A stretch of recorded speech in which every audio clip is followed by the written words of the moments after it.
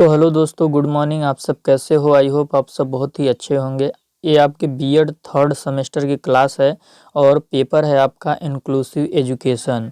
और क्लास जो आज आपकी ये आपकी 9वीं क्लास है। लगातार क्लास न आने से आप सब नाराज़ भी होंगे। तो इसका कारण ये है कि इस चैनल पे आप जानते ही हैं कि सिर्फ बीएड वालों की पढ़ाई नहीं कराया जाता है। यहाँ पे एमएड एंट्रेंस की भी तैयारी कराई जाती है। एमएड फर्स्ट सेमेस्टर वालों का भी क्लास आता है और उसी में आप लोग को भी पढ़ाना रहता है। तो इस वजह से आप लोगों के लिए लगातार क्लास नहीं आ पा रही है, पर जैसे आ रही है हम आपका कोर्स समाप्त कर देंगे और क्लास आप लोगों का पूरा होगा एग्ज़ाम से पहले। ये चीज़ आप समझ लीजिए। आज का क्लास थोड़ा लंबा होगा तो सब्र रखिएगा और बहुत ही इम्पोर्टेंट आज का क्लास होने वाला है, क्योंकि आज के क्लास में हम लोग टाइप्स ऑफ डिसेबिलिटी पढ़ने वाले हैं कि विकलांगता के कितने प्रकार होते हैं, कितने प्रकार की विकलांगता को हमारे भारत सरकार ने मान्यता दी है। इन चीज़ों को हम पढ़ेंगे।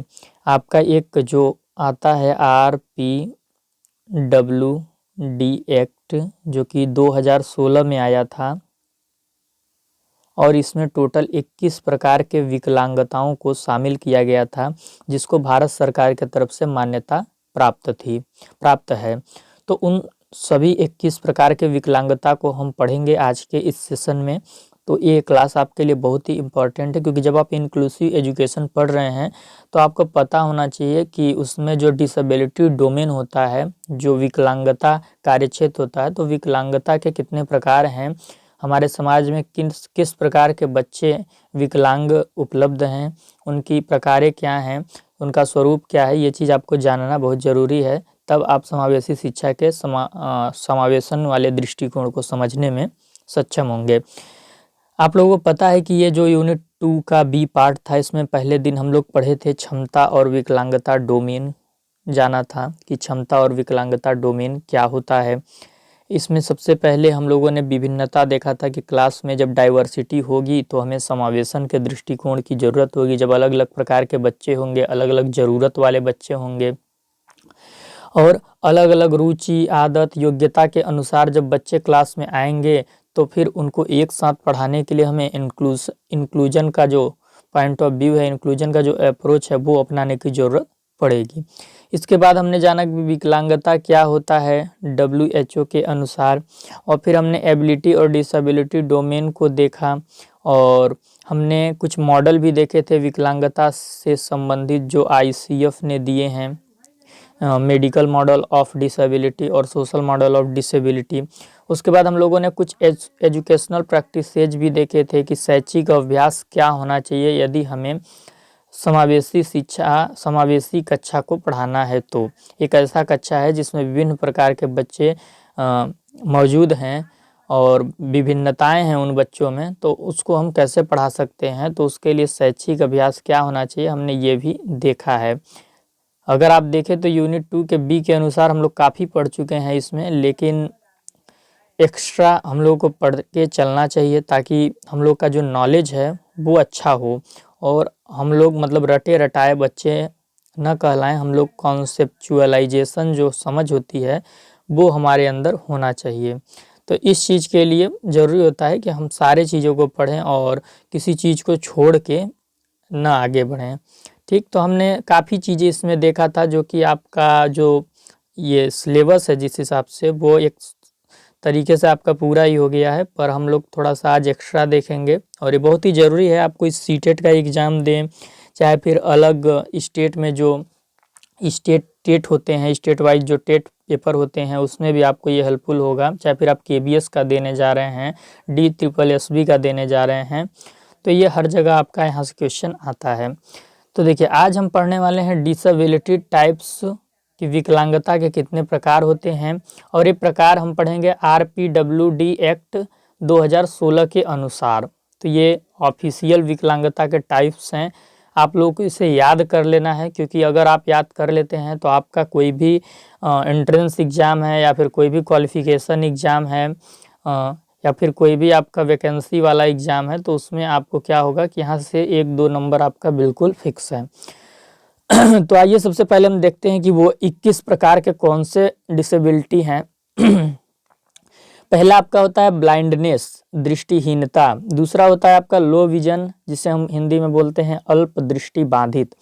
तीसरा है आपका लेप्रेसी क्योर्ड पर्सन, जिसे हम हिंदी में बोलते हैं कुष्ठ रोग। चौथा है आपका hearing impairment, deaf and hard of hearing, यानी जिसको सुनने में प्रॉब्लम हो, और ये सुनने में प्रॉब्लम या तो आंशिक रूप से हो या टोटल उसको सुनाई ही न देता हो। पांचवा है आपका लोकोमोटर डिसेबिलिटी, लोकोमोटर विकलांगता। ये आपका प्रमुख है, लोकोमोटर विकलांगता आपका प्रमुख है, दृष्टिहीनता प्रमुख है, अल्प दृष्टि बाधित प्रमुख है, हियरिंग प्रमुख है। ये मतलब क्या है, एक कक्षा में इस प्रकार के बच्चे ज़्यादा देखने को मिलते हैं जो समावेशी कक्षा होती है। ठीक, विकलांग बच्चे यदि उसमें हैं तो या तो ब्लाइंडनेस होंगे, या लो विजन की प्रॉब्लम होगा, या हियरिंग इम्पेयरमेंट होगा, या लोकोमोटर डिसेबिलिटी होगा। छठवां क्या है, ड्वार्फिज्म है, जिसको हम हिंदी में बौनापन बोलते हैं। और तो हम लोग आगे बढ़ते हैं। सातवां है आपका इंटेलेक्चुअल डिसेबिलिटी, जिसको हम बौद्धिक अक्षमता बोलते हैं। आठवां है आपका मेंटल इलनेस, जिसको हम हिंदी में मानसिक बीमारी बोलते हैं। क्या बोलते हैं, मानसिक बीमारी। 8 प्रकार हो गए, और देखते हैं हम लोग। नौवां क्या है, autism spectrum disorder, autism spectrum disorder. ये भी आपका एक प्रकार का विकलांगता है। ये आपके एमएड एंट्रेंस में इससे एक क्वेश्चन आपका पूछा था। तो यहाँ से मतलब कोई भी आप एंट्रेंस एग्जाम दे रहे हैं या फिर कोई भी क्वालिफिकेशन एग्जाम दे रहे हैं, वहाँ आपका इससे संबंधित क्वेश्चन आना ही है, चाहे सीटेड दे चाहे स्टेट बाय स्टेट दे, आना ही है। 10वां क्या है, सेरेब्रल पालसी, जिसको हिंदी में बोलते हैं मस्तिष्कीय पक्षाघात। ये भी आपका एक प्रमुख बीमारी है या प्रमुख विकलांगता है जो बच्चों में पाया जाता है। इसके बाद आपका 11वां क्या है, मस्कुलर डायस्ट्रोफी, जिसको हम हिंदी में बोलते हैं मांसपेशीय डायस्ट्रोफी। ठीक, ये सारे अभी हम विस्तार में पढ़ने वाले हैं, इसीलिए मैंने बोला था कि क्लास लंबा होगा, तो थोड़ा पेशेंस रखिएगा। आज बहुत कुछ आप सीख के जाने वाले हैं। ठीक, फिर 12वां देखिए, क्रोनिक न्यूरोलॉजिकल कंडीशंस। फिर इसके बाद 13वां क्या है, स्पेसिफिक लर्निंग डिसेबिलिटीज, विशिष्ट अधिगम विकलांगता। अधिगम से संबंधित विकलांगता है। अगर आप सीटेट का पेपर दे रहे हैं, टेट का पेपर दे रहे हैं, तो यहाँ से एक क्वेश्चन जरूर आता है। आप जो शिक्षण शास्त्र पढ़ते हैं तो उसमें विशिष्ट अधिगम विकलांगता से एक क्वेश्चन आता है। अभी जो सीटेट का पेपर हुआ है उसमें भी आया है, तो ध्यान से पढ़िए, आपके लिए बहुत हेल्पफुल है ये सब। मल्टीपल स्क्लेरोसिस, ये भी आपका एक प्रकार का विकलांगता है। Speech and language disability, thalassaemia, haemophilia, sickle cell disease 18वें नंबर पे, ये भी आपका एक प्रकार का विकलांगता है। आप अपना नोट्स बनाते चलिएगा ताकि आपको बाद में याद करने में आसानी होगा। 19वां है आपका multiple disabilities including deaf blindness, बहुदिव्यांगता, इसको हम हिंदी में बोलते हैं। 20वां है आपका एसिड अटैक विक्टिम्स, जिसपे एसिड अटैक हो जाता है। जैसे कि हम, चलिए इसको डिटेल में जब पढ़ाएंगे तो फिर बताएंगे। ठीक, 21वां क्या है आपका पार्किंसंस डिसीज, पार्किंसंस रोग, इसको हिंदी में बोलते हैं। तो ये टोटल आपके 21 प्रकार के विकलांगता के प्रकार थे। आप सारा याद कर लीजिएगा क्योंकि यहाँ से क्वेश्चन आता है, इसीलिए मैंने इसको पढ़ाया। ठीक, अब हम डिटेल में पढ़ेंगे एक एक सभी को, तो थोड़ा क्लास लंबा होगा, पेशेंस रखिएगा, छोड़ के बीच में मत जाइएगा, वरना आपका 1-2 नंबर कट जाएगा हर जगह से। बीएड के भी पेपर में आप अच्छी राइटिंग नहीं कर पाएंगे। फिर आप वही बना बना के लिखेंगे, फैक्ट वाला राइटिंग नहीं कर पाएंगे, प्रभावी लेखन आप वहाँ पे एग्जाम में नहीं कर पाएंगे, क्योंकि आपको कुछ तथ्य तो याद रहेंगे नहीं, बस बना के लिखिएगा जो समझ में आएगा।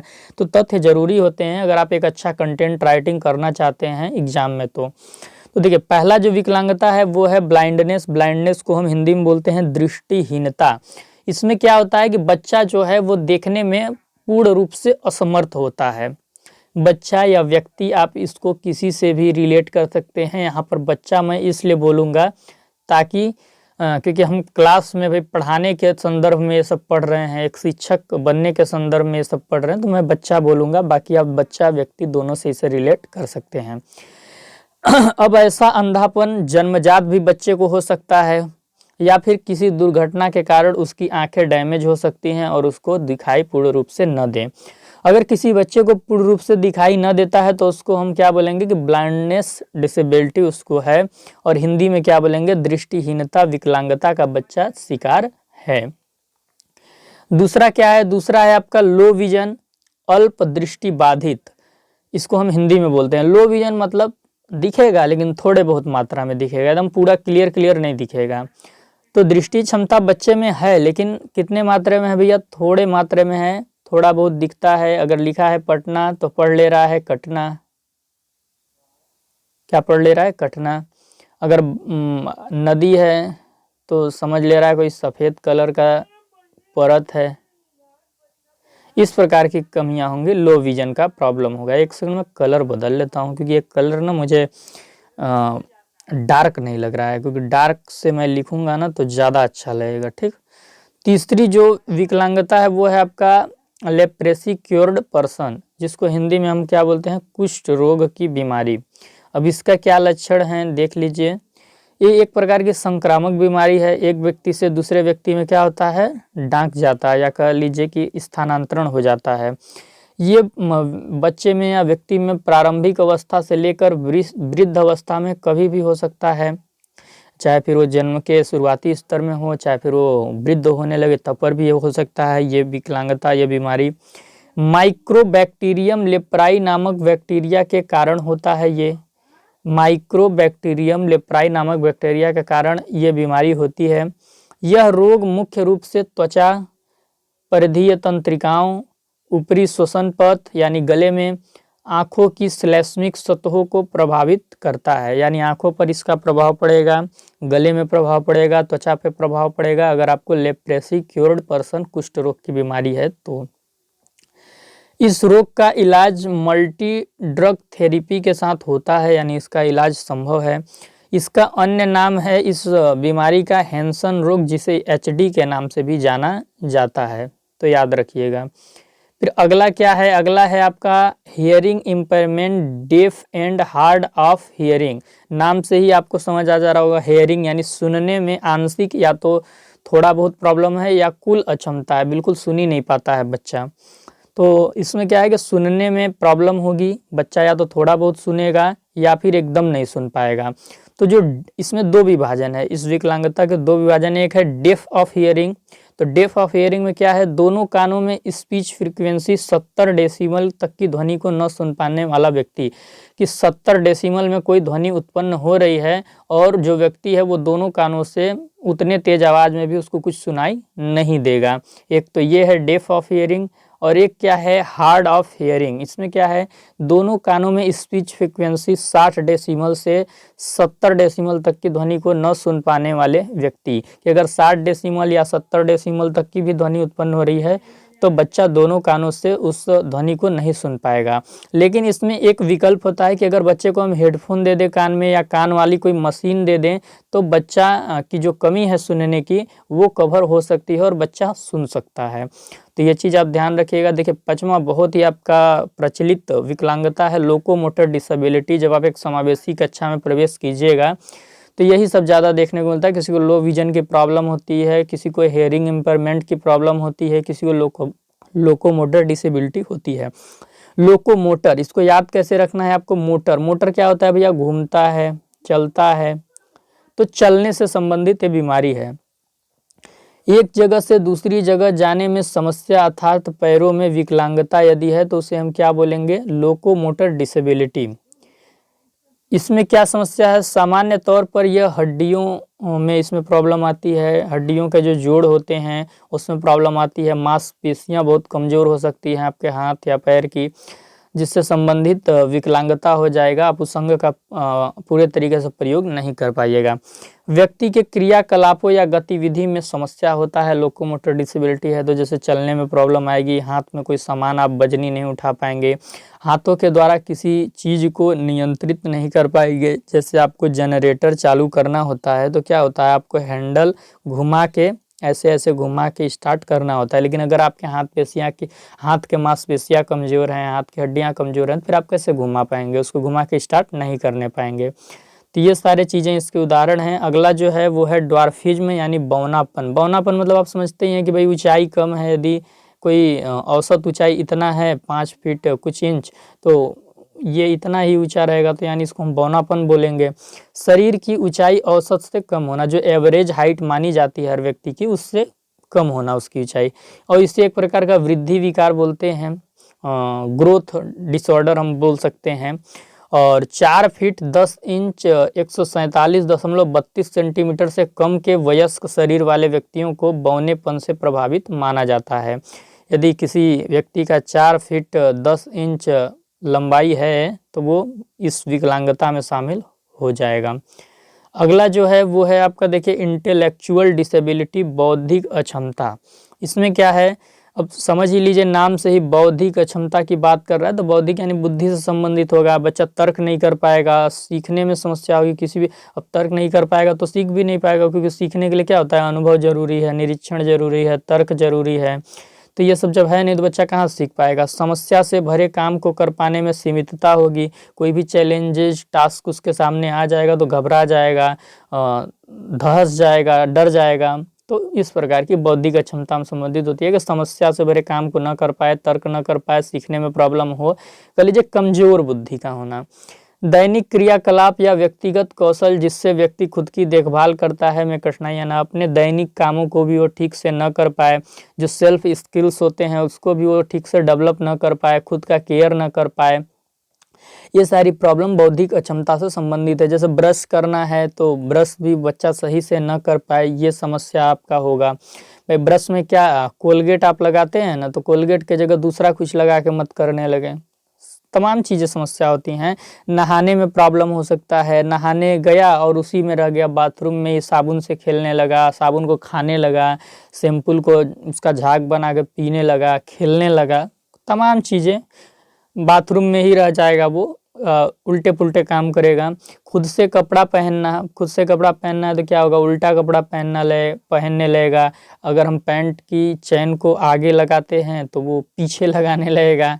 तमाम चीज़ें की मतलब तमाम टाइप की हरकतें करने लगेगा। जैसे अगर हम सलवार सूट का ही एग्जाम्पल ले लें तो उल्टा पुल्टा पहनेगा, ऊपर का नीचे कर देगा, नीचे का ऊपर, कुछ भी हो सकता है। तो ये सारी चीज़ें प्रॉब्लम मतलब दैनिक क्रियाकलाप से होती हैं।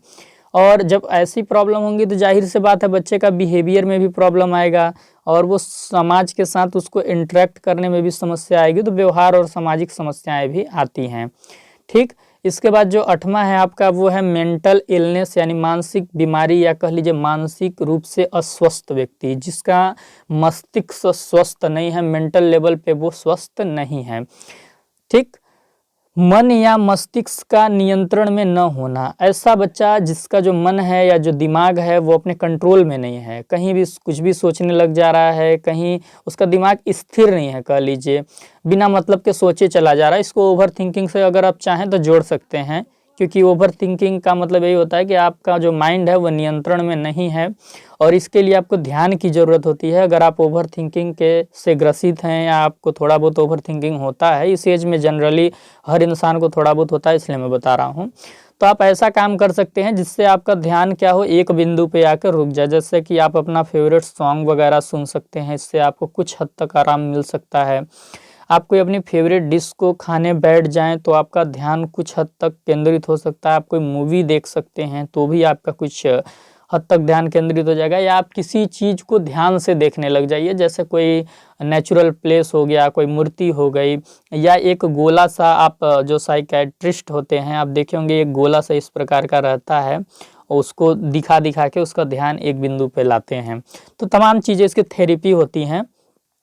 इसमें ये द्विध्रुवी विकार है, ये डिप्रेशन की समस्या इसमें आ जाती है, इंसान तनाव में हो जाता है।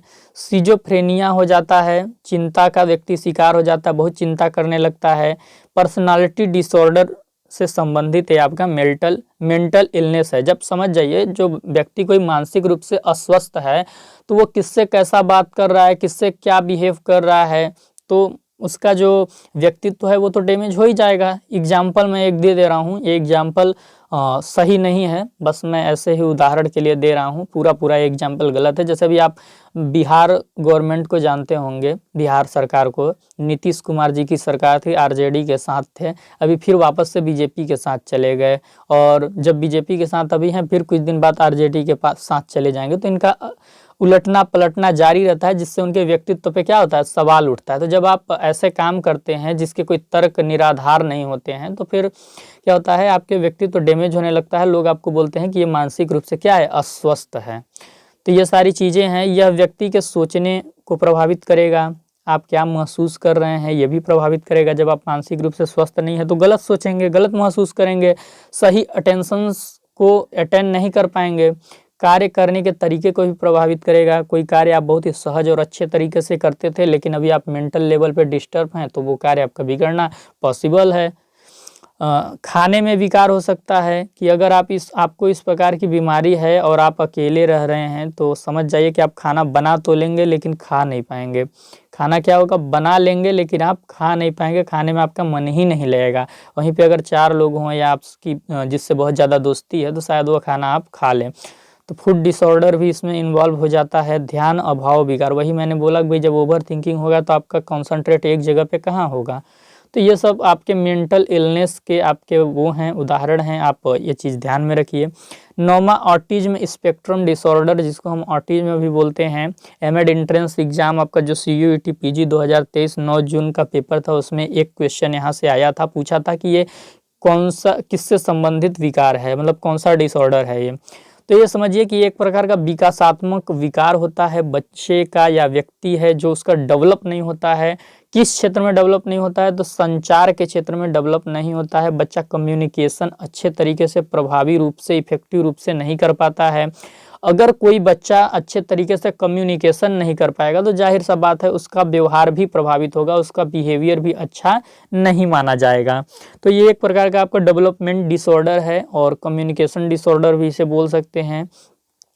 अन्य लोगों के साथ संचार और बातचीत में कठिनाई होती है। ठीक, यह व्यक्ति के स्कूल, कार्य, जीवन के अन्य क्षेत्रों में ठीक से काम करने की क्षमता को ग्रसित करता है। भाई बच्चा सही से कम्युनिकेशन नहीं कर पाएगा तो अपने स्कूल में उसको प्रॉब्लम होगी, जो कार्य कर रहा है उसमें प्रॉब्लम होगी, जीवन के अन्य क्षेत्रों में भी उसको ठीक से काम करने में दिक्कत आएगी। आप एक कहावत सुने होंगे, बात से बारात बनता है या बात से बारात आता है। तो आप जैसा बात करेंगे वैसा ही आपका जीवन भी अच्छा चाहता है। तो बात करने में अच्छा आना चाहिए, ये आपका कम्युनिकेशन रिलेटेड डिसऑर्डर है। तो एक चीज़ अब ध्यान रखिएगा कि अगर एग्जाम में आपको ऑप्शन दे देता है भाषा संबंधी विकार और एक तरफ दे देता है सामाजिक विकार, तो आपका दोनों सही हो जाना चाहिए मेरे ख्याल से, क्योंकि संचार से आपका व्यवहार भी प्रभावित हो रहा है, और व्यवहार और कम्युनिकेशन दोनों सामाजिक स्किल के लिए आपका ज़रूरी होता है। तो एक प्रकार से इसे हम सोशल डिसऑर्डर भी बोल सकते हैं, और लैंग्वेज डिसऑर्डर भी बोल सकते हैं, या कम्युनिकेशन डिसऑर्डर भी बोल सकते हैं। तो देख लीजिएगा आपका ऑप्शन क्या है, और उसके हिसाब से आप अपने विवेक के अनुसार अपना टिक वहाँ पे कीजिएगा। ठीक, अगला जो एक सेकेंड, अगला जो है आपका वो है सेरेब्रल पॉलिसी। ठीक, ये भी एक प्रकार का आपका विकलांगता है। इसका क्या लक्षण है या क्या विशेषता है, देखिए। सेरेब्रल पॉलिसी एक अक्षम शारीरिक स्थिति है। आगे तो जान लीजिए इसका हिंदी में नाम क्या है, मस्तिष्क पक्षाघात हिंदी में नाम है। मैं थोड़ा समझा देता हूँ, फिर ये आपको लिखा हुआ समझाऊंगा। देखिए, जैसे ये कोई व्यक्ति है या बच्चा है, ये यहाँ पे इसका मस्तिष्क होता है। क्या होता है भाई, मस्तिष्क होता है, ऐसा हमारा मानना है। तो अगर इसके मस्तिष्क में क्या होती है, चोट लग जाती है, इसके मस्तिष्क में चोट लग जाती है। ये चोट माँ के गर्भ में भी लग सकती है, या बाद में कोई एक्सीडेंट वगैरह के द्वारा भी लग सकता है। अगर कोई बच्चा है, कोई व्यक्ति है, उसके मस्तिष्क में कोई चोट लग जाता है, तो मस्तिष्क में चोट लगने से जो उसकी मांसपेशियां होंगी, जो उसके शारीरिक अंग होंगे, उस पर प्रभाव पड़ता है। वो मांसपेशियां उसकी कमज़ोर हो सकती हैं, उसका कोई भी शारीरिक अंग क्या है वो कमज़ोर हो सकता है, वो अपने आप में काम नहीं करेगा वो शारीरिक अंग। ये डिपेंड करता है कि भाई मस्तिष्क में कितना चोट लगा है, किस जगह पे चोट लगा है और कैसा चोट लगा है। तो जैसा चोट लगा होगा वैसा ही मांसपेशियों पे प्रभाव पड़ेगा, वैसा ही शरीर के किसी अंग पे प्रभाव पड़ेगा। ये चीज़ आपको ध्यान में रखना है। बाकी मैंने इतना सारा लिख के रखा है, देखिए आपको समझ आ जाएगा। सेरेब्रल पाल्सी एक अक्षम शारीरिक स्थिति है जिसमें मस्तिष्क को नुकसान पहुंचने के कारण मांसपेशियों में क्षति होती है। मांसपेशियों में, वो मांसपेशियां शरीर के किसी अंग में हो सकती है, हाथ की मांसपेशियां हो सकती है, पैर की मांसपेशियां हो सकती है, आपके पीठ की मांसपेशियां हो सकती है, कहीं भी। यह बच्चे के जन्म से पहले या बाद में भी होता है। मैंने बताया ही, या तो माँ के गर्भ में बच्चे के दिमाग में चोट लग सकता है, या फिर आपका कोई बाद में आप जन्म ले लेते हैं और फिर आपका कोई एक्सीडेंट वगैरह होता है और आपको चोट लग जाती है दिमाग में और फिर आपका शरीर का कोई भी अंग प्रभावित हो जाता है।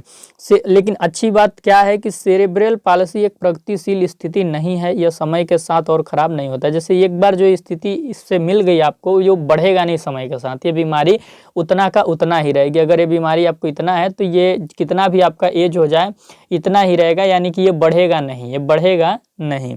हिंदी में इसको हम बोलते हैं मस्तिष्क पक्षाघात। ये चीज़ आप ध्यान में रखिएगा, ठीक।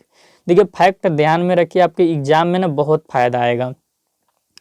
11वां नंबर आपका विकलांगता क्या है? मस्कुलर डिस्ट्रॉफी या डायस्ट्रॉफी, जो भी बोलिए। हिंदी में हम इसे बोलते हैं मांसपेशीय दुर्विकास, यानी कि जो मांसपेशियां हैं उनका सही तरीके से विकास नहीं हुआ है, जिस तरीके से होना चाहिए था, दुर्विकास हुआ है।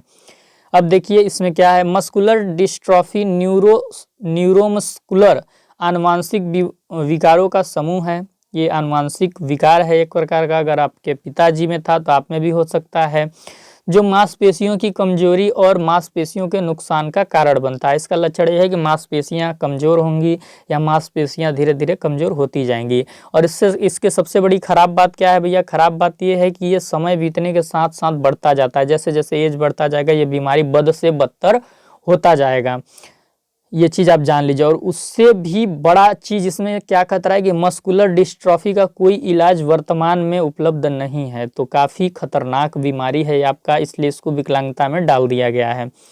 12वां क्या है? देखिए chronic neurological conditions. Chronic neurological conditions, इसको हम बोलेंगे दीर्घकालिक न्यूरोलॉजिकल कंडीशंस। अगर न्यूरोलॉजिकल की बात हो रही है तो समझिए कि ये किससे संबंधित है? दिमाग से संबंधित है। किससे संबंधित है? दिमाग से संबंधित है, मस्तिष्क से संबंधित है।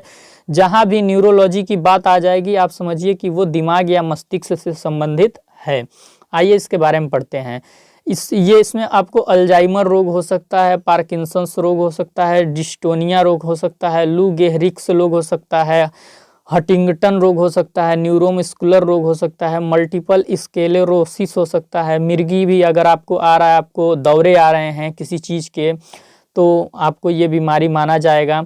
अगर आप इसका उदाहरण देखना चाहते हैं कि ये जो क्रोनोलॉजिकल कंडीशंस कैसे बीमारी होती है, तो ये एक बॉलीवुड में फिल्म बनी है, आप उसको देख लीजिएगा। मैंने कल ही देखा है, मैंने गांधी को नहीं मारा। मैंने गांधी को नहीं मारा, बहुत अच्छी फिल्म है, साइकोलॉजी बेस्ड है कह सकते हैं। गांधी जी के बारे में भी काफ़ी अच्छा चीज़ें बताई गई हैं, और मेन तो आपके ये बीमारी पे ही कह लीजिए कि ये बेस्ड है। मैंने गांधी को नहीं मारा, और इसमें जो आपका अभिनय किए हैं बहुत ही बॉलीवुड के अच्छे एक्टर किए हैं, अनुपम खेर। कौन किए हैं? अनुपम खेर जी किए हैं। और जो हीरोइन है आपकी एक्ट्रेस हैं उर्मिला मातोंडकर, ऐसे ही कुछ करके नाम है। बहुत ही अच्छी फिल्म है। अगर आपको इस बीमारी को समझना है तो एक बार ज़रूर मेरे रिकमेंडेशन पे आप इसको देखिएगा, ठीक। देखिए इसमें व्यक्ति को अल्जाइमर रोग हो जाता है, जैसे कि बच्चे में उसने कुछ कांड कर दिया था, जब वो बचपन में था तो उससे कुछ गलती हो गई थी, और जब उसकी वृद्धावस्था में वो चला गया, जब वो वृद्धावस्था में गया तो उसी बचपन वाली गलती का उसको दौरा आने लगा। उसको लगने लगा कि ये गलती मैंने ही की है, और वो बचपन में ऐसे ही खेल खेल में वो गलती किया था, वो सच में वैसा गलती नहीं था, लेकिन अब जब वृद्धावस्था में गया तो उसको लगने लगा नहीं ये मैंने तो सच में किया है। तो इस प्रकार का दौरा आने लगता है। तो समझिए, मतलब एक तरीके से आप दौरा इसका उदाहरण ले लीजिए कि किसी चीज़ का आपको दौरा आ रहा है, ठीक, फालतू का, वो आप किए नहीं है, लेकिन आपके जीवन से कहीं ना कहीं वो चीज़ थोड़ा बहुत संबंधित रखती है।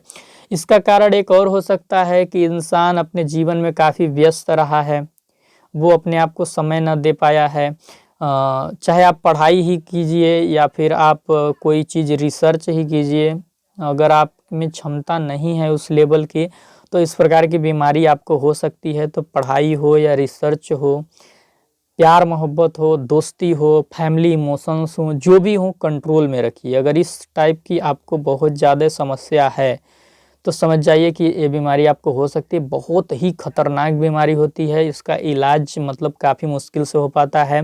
हिंदी में इसको बोलते हैं दीर्घकालिक न्यूरोलॉजिकल स्थिति। जो मैंने गांधी को नहीं मारा फिल्म में क्या दिक्कत था, जो बच्चा था वो बचपन में क्या हुआ था, खेल खेल रहे थे वो लोग तीर कमान का, और पहले फोटो लगाते थे और आंख पे पट्टी बांध के तीर कमान मारते थे। तो गांधी जी का एक फ़ोटो बच्चे ने लगाया और उस पर तीर कमान मार दिया। तो गांधी जी, और उसमें जो फ़ोटो था वहाँ पे एक रंग भर के, लाल रंग भर के एक पैकेट लगा देते थे जिस पे तीर लगता था तो खून बहने लगता था। तो वो बच्चों को लगता था हाँ हमने मार दिया मार दिया। तो जब बच्चे ने गांधी जी का फोटो लगाकर भाई उसको मार दिया, किसी बच्चे ने वहाँ पे गांधी जी का फोटो लगाया और आंख पे पट्टी बंधी रहती थी, तो बच्चे ने तीर मारा गांधी जी पे, भाई खून रंग मतलब लाल लाल पूरा हो गया। और उसके पिताजी ने देखा तो उसको बहुत डांटा, भाई गांधी को अगर गांधी का फोटो लगाकर यदि आप उसमें रंग का पैकेट लगा तीर कमान से मारेंगे तो अच्छा चीज़ थोड़ी है। तो उसके पिताजी ने उसको बहुत मारा और उसी दिन संयोजवश क्या हुआ कि गांधी जी की मृत्यु भी हो गई। उसी दिन नाथूराम गोडसे ने गांधी जी को मार दिया। तो बच्चा काफ़ी डिप्रेस्ड हो गया, उसके पिताजी ने पूरा जीवन भर उस बच्चे का चेहरा नहीं देखा। तो काफ़ी डिप्रेशन था इस चीज़ को लेके। लेकिन जब तक उसकी जवानी रही, कह लीजिए जब तक वो किशोरावस्था में रहा, प्रौढ़ावस्था में रहा, चीज़ें उसको डिस्टर्ब नहीं कर पाई। लेकिन जैसे ही वो वृद्धावस्था में गया ये चीज़ उसको डिस्टर्ब करने लगी। उसको सच में लगने लगा कि उसने गांधी जी को मारा है और वो गांधी जी का हत्यारा है। फिर एक थेरेपी के द्वारा उसको इस सदमे से बाहर निकाला गया। बहुत बड़े बड़े साइकेट्रिस्ट आए और उसको इस सदमे से बाहर निकालने का काम किए। तो आप वो मूवी देखेंगे तो बहुत अच्छे से समझ जाएंगे। उसमें उसको अल्जाइमर रोग बताया जा रहा था और आपको ये डिस्टोनिया वाला बताया जा रहा था कि दो चीज़ हैं। बाकी मिर्गी तो था ही, दौरे तो उसको आते ही थे, ये चीज़ थे। और ये इसमें एक उसका एक और कारण था कि वो क्या था, वो व्यक्ति हिंदी साहित्य का लेक्चरर था। तो उसने कई रिसर्च किए थे, बहुत सारा पढ़ाई किया था। तो उसके कारण भी जो हमारा दिमाग होता है वो अस्वस्थ हो जाता है। देखिए हर चीज़ की एक क्षमता होती है, आप ये चीज़ समझने का कोशिश कीजिए। जैसे कि एक टेम्पू आप ले रहे हैं तो आप टेम्पू को आप स्कॉर्पियो की तरीके तो नहीं ना चलाइएगा, क्योंकि टेम्पू का क्षमता तो टेम्पू तरीके ही ना होगा। अगर आप टेम्पू से स्कॉर्पियो का वर्कआउट लेने लगेंगे तो टेम्पू क्या होगा, आपका खत्म होने लगेगा, टेम्पू आपका नष्ट होने लगेगा, उसमें कुछ ना कुछ उसके पार्ट डैमेज होने लगेंगे। तो अपने मेंटल लेवल का भाई आपको अच्छे तरीके से कैपेसिटी एबिलिटी पता होगा तो अपने मेंटल लेवल के अनुसार ही आप उससे वर्कआउट करवाइए। ये नहीं कि मतलब आपके पास क्षमता नहीं है और आप बहुत ज़्यादा छलांग पे छलांग मारे जा रहे हैं तो मान लीजिए उसका असर अभी नहीं हो रहा है तो बाद में तो होना लाजमी है। तो अपने आप को स्वस्थ रखिए, अच्छे जगह पे घूमिए, खाइए और अपने आप को खुश रख के हर काम कीजिए। मेरा कहना ये है, कुछ स्ट्रेस में आके कोई भी चीज़ से आप डिप्रेस्ड या प्रेशर में हो के काम मत कीजिए, वरना आपको बाद में दिक्कत हो सकती है। 13 नंबर क्या है, स्पेसिफिक लर्निंग डिसेबिलिटीज, विशिष्ट लर्निंग विकलांगता, विशिष्ट अधिगम विकलांगता। अधिगम विकलांगता में क्या है, सीटेट में आता है, यहाँ से एक क्वेश्चन हर बार, ध्यान से पढ़िएगा। विशिष्ट अधिगम विकलांगता एक ऐसी स्थितियों का समूह है, स्थितियों का समूह है, कई स्थितियां इसमें अभी देखने को मिलेंगी, जो किसी व्यक्ति को सीखने लर्निंग करने में प्रॉब्लम है, सुनने में प्रॉब्लम है, सोचने में प्रॉब्लम है, बोलने में प्रॉब्लम है, गणितीय गणना करने में बच्चे को प्रॉब्लम आ रही है। यानी कुल मिला के एबिलिटी ऑफ लर्निंग में उसको रजिस्टेंस मिल रहा है, बाधाएं आ रही हैं। तो आपका कौन सा विकलांगता है, विशिष्ट अधिगम विकलांगता है। इसमें 3 प्रकार की स्थितियां देखने को मिलती हैं, डिसलेक्सिया, डिसग्राफिया, डिसकैलकुलिया। देखिए एक ट्रिक मैं बता दे रहा हूँ, कैलकुलिया यानी कैलकुलेशन यानी गणितीय गणना करने में बच्चे को प्रॉब्लम आएगी। ग्राफ यानी लिखना, तो लिखने में प्रॉब्लम आएगी। डिसलेक्सिया यानी पढ़ने में प्रॉब्लम आएगी। ठीक, डिस्प्ले पे आप क्या करते हैं, देखते हैं, पढ़ते हैं, तो पढ़ने में प्रॉब्लम आएगी। डिसलेक्सिया देखिए पढ़ने में विशिष्ट सीखने की विकलांगता है। डिसलेक्सिया से प्रभावित बच्चों को पढ़ना बहुत मुश्किल लगता है। यह सामान्य दृष्टि और बुद्धि वाले बच्चों में भी होता है। यह पढ़ने से संबंधी विकार है, रीड डिसऑर्डर है। ठीक, डिस्ग्राफिया, ग्राफ यानी लिखना, ध्यान रखिएगा। यह लिखित अभिव्यक्ति को प्रभावित करती है। उदाहरण शुद्ध वर्तनी में आप नहीं लिख पाएंगे, शुद्ध नहीं लिख पाएंगे, खराब लिखावट होगी आपकी, विचारों को कागज पे रखने में आपको परेशानी होगी या विचारों को मूर्त रूप देने में आपको परेशानी होगी। इसके बाद क्या है, डिसकैलकुलिया, कैलकुलिया यानी कैलकुलेशन करना, एक विशिष्ट सीखने की विकलांगता से संबंधित है जो अंकगणित सीखने, संख्याओं को समझने और गणितीय गणना करने में कठिनाई का कारण बनती है। यानी कि आप मैथमेटिक्स रीजनिंग नहीं कर पाएंगे, गणना नहीं कर पाएंगे, ठीक। इसके बाद आपका 14वां है मल्टीपल स्क्लेरोसिस, ठीक। ये क्या है आप देखिए, मल्टीपल स्क्लेरोसिस एक बीमारी है जो सेंट्रल नर्वस सिस्टम CNS को प्रभावित करती है। यह मस्तिष्क और शरीर के विभिन्न अंगों के भीतर सूचना के प्रवाह को रोकता है। देखिए जो आपका मस्तिष्क होता है उसमें एक CNS होता है, सेंट्रल नर्वस सिस्टम होता है, जो क्या करता है, इन्फॉर्मेशन को फॉरवर्ड करता है। क्या करता है, इन्फॉर्मेशन को फॉरवर्ड करता है, कहाँ, शरीर के सारे अंगों में। तो अगर आपको मल्टीपल स्क्लेरोसिस बीमारी है तो जो आपका CNS है, सेंट्रल नर्वस सिस्टम है, जो मस्तिष्क में होता है, वो आपका इन्फॉर्मेशन को फॉरवर्ड नहीं करेगा, कहाँ पे, शरीर के विभिन्न अंगों में फॉरवर्ड नहीं करेगा। ये चीज़ आपको दिक्कत होता है इसमें। और अगर आपको ऐसा हो रहा है तो फिर इसमें क्या क्या आपको समस्याएं आ सकती हैं, जानिए।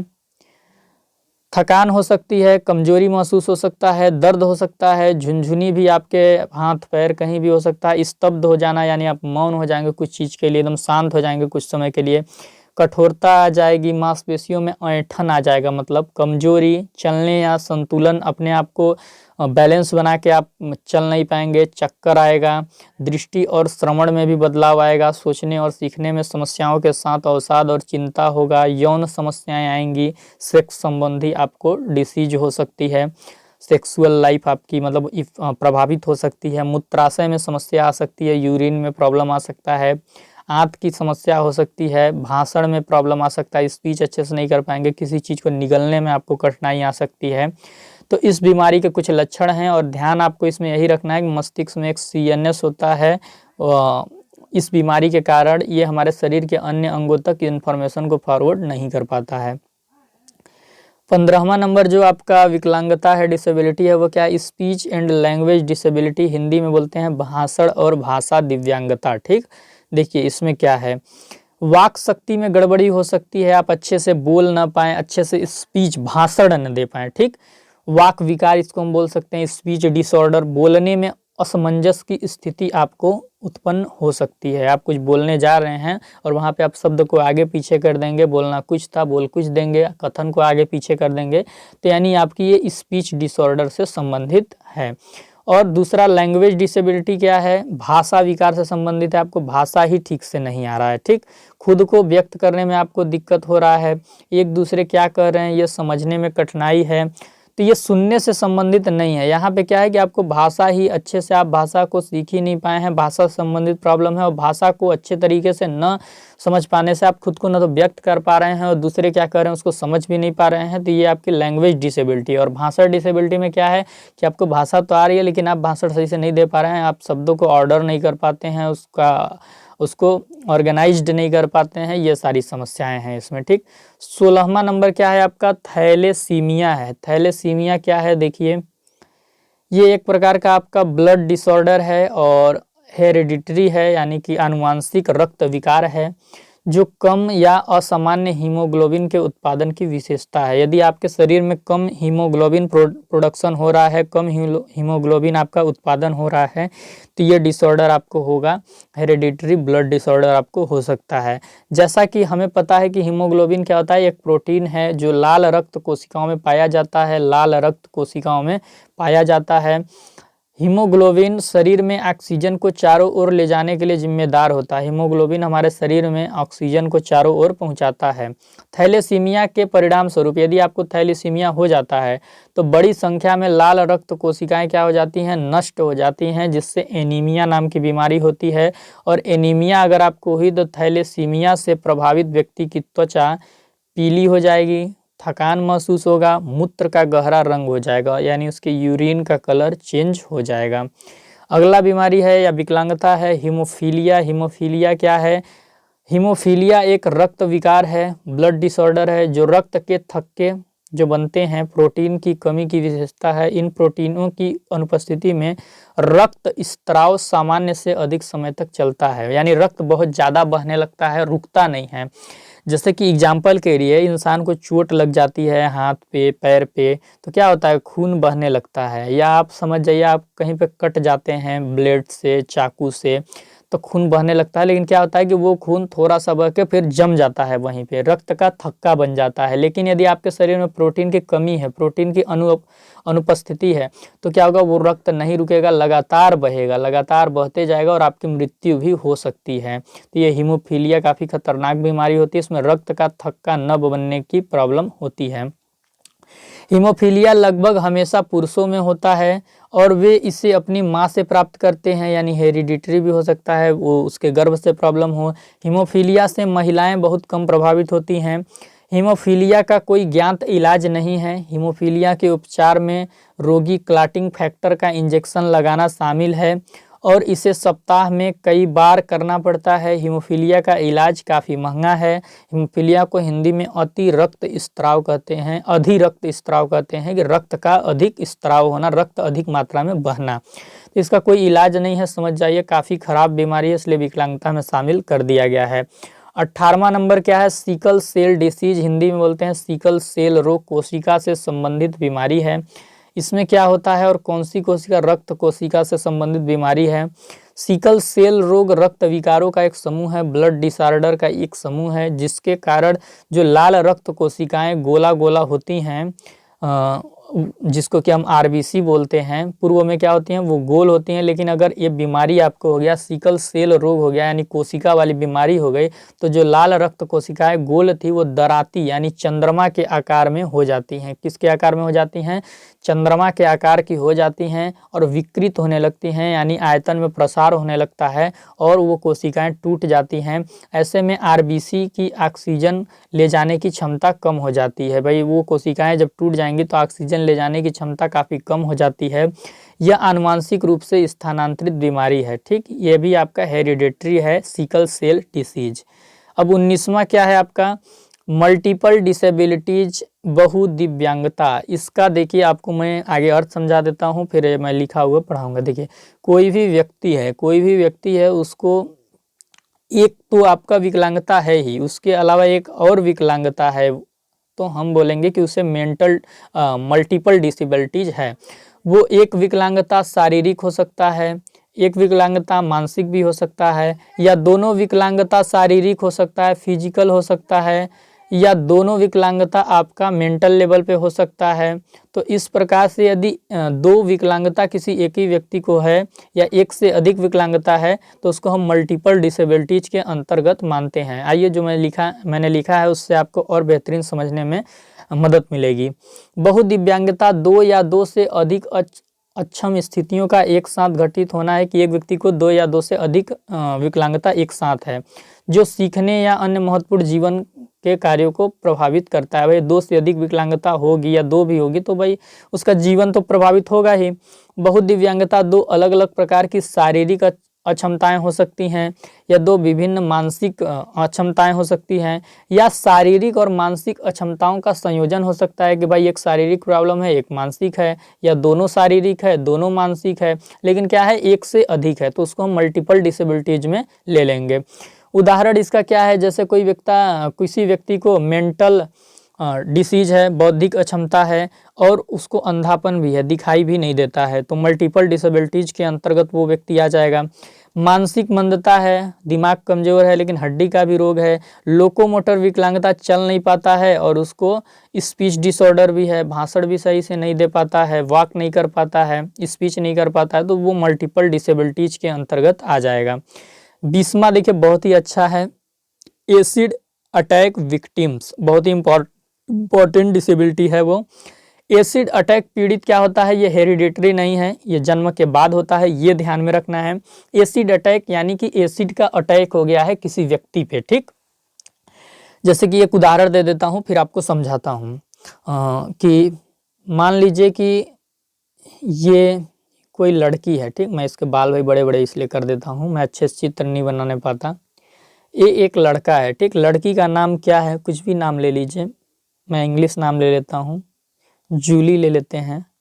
लड़का का नाम क्या है भैया, जाली नाम है। क्या नाम है, जाली।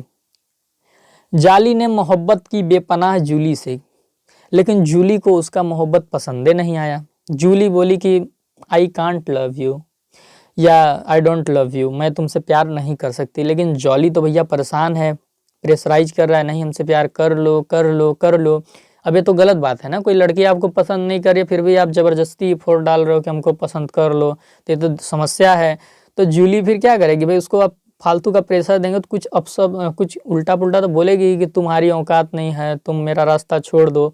और फिर क्या आता है, जाली को गुस्सा आ जाता है कि अच्छा जूली, तुमने मेरे ईगो पे सवाल उठाया है, और एक एसिड का डब्बा लेता है और इसके चेहरे पे फेंक देता है, इस लड़की के चेहरे पे एसिड फेंक देता है। और क्या होता है कि उसका चेहरा खराब हो जाता है, बर्बाद हो जाता है। उसका अकड़ तोड़ने के लिए जाली ने ऐसा किया। तो ये बहुत ही खराब चीज़ है, समाज में ऐसा जो भी व्यक्ति करते हैं, शायद निर्भया कांड में कुछ ऐसा ही हुआ था, मुझे नहीं पता, एक बार निर्भया कांड का आप केस स्टडी कर सकते हैं। तो इसकी मैं कड़ी निंदा करता हूँ, और इस प्रकार के कार्यों, आपका कोई हक नहीं बनता है कि आप किसी लड़की के या लड़के के जीवन को बर्बाद कर दें। आपको कड़ी से कड़ी सज़ा मिलना चाहिए, और ये समाज की बहुत बड़ी कमी है, ठीक। देखिए इसमें क्या है, एसिड अटैक पीड़ित वे लोग, ज़्यादातर महिलाएं इसमें आते हैं जो तेजाब फेंकने के अपराध का शिकार बन जाते हैं। मैंने बता दिया एक उदाहरण। भारत उन देशों में शामिल है जहां सबसे ज़्यादा एसिड अटैक होते हैं, क्योंकि यहाँ प्यार मोहब्बत भी भारी मात्रा में होता है। अमेरिका में तो क्या है भैया, लिव इन में रह लो आराम से, प्यार मोहब्बत की कोई वैल्यू है क्या वहाँ। वहाँ तो साल भर में इतना मतलब वो लोग शादी कर लेते हैं कि कोई भरोसा नहीं होता है। खान सर का हम वीडियो देख रहे थे, उसमें हम देखने को पाए थे कि बच्चा अपने माँ से पूछता है कि मम्मी मम्मी मैं जब तीसरी में पढ़ता था तो डेविड अंकल स्कूल छोड़ने जाते थे, अभी रज्जू अंकल जाते हैं, क्यों। तो ऐसे मतलब क्योंकि वो लोग अपना हस्बैंड बदलती रहती हैं, या हस्बैंड अपना वाइफ बदलता रहता है, सब कॉमन है। लेकिन प्यार मोहब्बत ज़्यादा रूढ़िगत तरीके से जहाँ होता है वो आपका इंडिया है, इसीलिए यहाँ पे इस प्रकार की घटनाएं देखने को मिलती है। तो ये बहुत ही मतलब ख़राब चीज़ें हैं। इन घटनाओं के कारण पीड़िता का चेहरा और शरीर के अन्य अंग खराब हो जाते हैं। लड़के के ऊपर भी ये हमला हो सकता है भाई।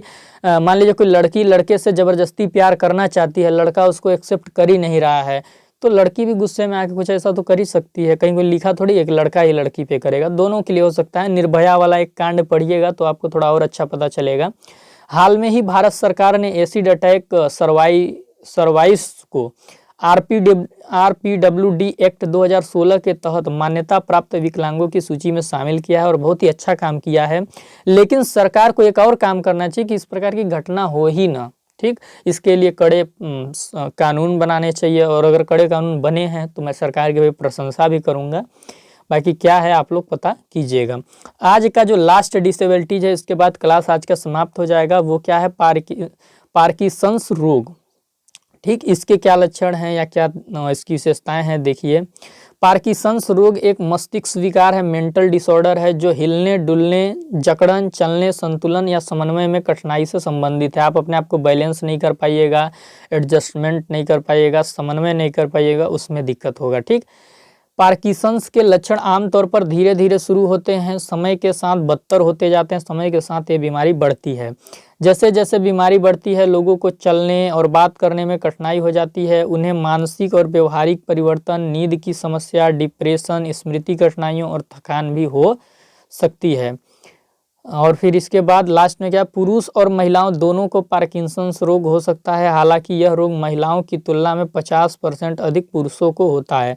पुरुषों पे भाई बहुत ज़्यादा अधिक बर्डन भी तो समाज ने डाल रखा है। समाज ने जो नियम बनाया, पुरुष ही कमाएगा, पुरुष ही काम करेगा, आप महिलाओं को हर क्षेत्र में जाने नहीं दीजिएगा, महिलाओं को काम करने नहीं दीजिएगा, तो पुरुष पे पूरा जब घर का लोड आएगा, इकोनॉमिक प्रेशर आएगा, तो क्या होगा, उससे नींद की समस्या आएगी, डिप्रेशन होगा। तो ये चीज़ तो होनी ही है, और ये एज के साथ आपका बढ़ेगा ही। तो पार्किंसंस रोग में आपको ध्यान में ये रखना है कि मेंटल डिसऑर्डर है ये। और समस्या क्या आता है, बैलेंस से संबंधित समस्या है, समन्वय से संबंधित समस्या है, हिलने डुलने, जकड़न, चलने, ये मेन है आपका, समझिए। ये चीज़ आपको ध्यान रखना है, ठीक। समय के साथ बढ़ जाता है, पुरुषों में ज़्यादा होता है। नींद की समस्या, डिप्रेशन, व्यवहारिक परिवर्तन, ये सारी चीज़ें आती हैं। तो आज के जो ये आज का जो ये आपका क्लास था, इसमें हमने क्या देखा, टाइप्स ऑफ डिसेबिलिटी के बारे में पढ़ा। टाइप्स ऑफ डिसेबिलिटी के बारे में हमने पढ़ा, और ये हमने RPWD एक्ट 2016 के अनुसार पढ़ा कि 21 प्रकार के वो कौन से विकलांगताएं हैं जिन्हें भारत सरकार ने मान्यता दी है। काफ़ी इम्पोर्टेंट ये टॉपिक था। इसके बाद हम एक क्लास इस पे और लेंगे, फिर हम यूनिट 3 में चले जाएंगे। वो एक क्लास क्या होगा कि विकलांग बच्चों के लिए शिक्षा की क्या व्यवस्था होनी चाहिए। विकलांग बच्चों के लिए शिक्षा की व्यवस्था, ठीक, शिक्षा की व्यवस्था। हमने क्लास में कैसे शैक्षिक अभ्यास होने चाहिए विकलांग या सभी प्रकार के बच्चों के लिए, चाहे वो विकलांग हो चाहे जैसे भी हों, वो हमने देख ही लिया है इससे पिछली वीडियो में। अब हम एक स्पेशल वीडियो इस पे देख लेंगे कि जो विकलांग बच्चे हैं उनके लिए शिक्षा की व्यवस्था हम क्या कर सकते हैं इंक्लूसिव क्लासरूम में या इंक्लूसिव स्कूल में, ठीक। तो इसके बाद ये आपका यूनिट पूरा खत्म हो जाएगा। हम 3rd यूनिट में चलेंगे, और वो मैं आपको कल ही करा दूंगा। ये वाला क्लास आपको कल गारंटी है, मैं कोई हालत में आपको करा दूंगा। और फिर हम यूनिट 3 में चलेंगे, फिर यूनिट 3, 4, फिर आपका पेपर खत्म हो जाएगा। फिर हम प्रीवियस ईयर पेपर देख लेंगे और आप अपना एग्जाम का प्रिपरेशन कर सकते हैं। तो बताइएगा कि ये क्लास आपको कैसा लगा। यदि समझ में कहीं पे कुछ भी नहीं आया होगा तो ज़रूर बताइएगा, क्योंकि मेरा कोशिश रहता है कि आपको कितनी बेहतर तरीके से समझाया जा सके। चैनल पे नए होंगे तो ज़रूर चैनल को सब्सक्राइब कीजिएगा। वीडियो के डिस्क्रिप्शन में टेलीग्राम चैनल का लिंक होगा, तो उसे ज़रूर ज्वाइन कर लीजिएगा। वहाँ पे मैं आपको इसके PDF दे सकता हूँ, या अगर मान लीजिए किसी कारणवश ये PDF वहाँ पे नहीं मिल पाते हैं तो आप व्हाट्सएप ग्रुप को ज्वाइन कर हमसे पर्सनली ये PDF मांग सकते हैं। तो चैनल को सब्सक्राइब जरूर कीजिएगा। चलिए फिर मिलते हैं नेक्स्ट सेशन में आपको।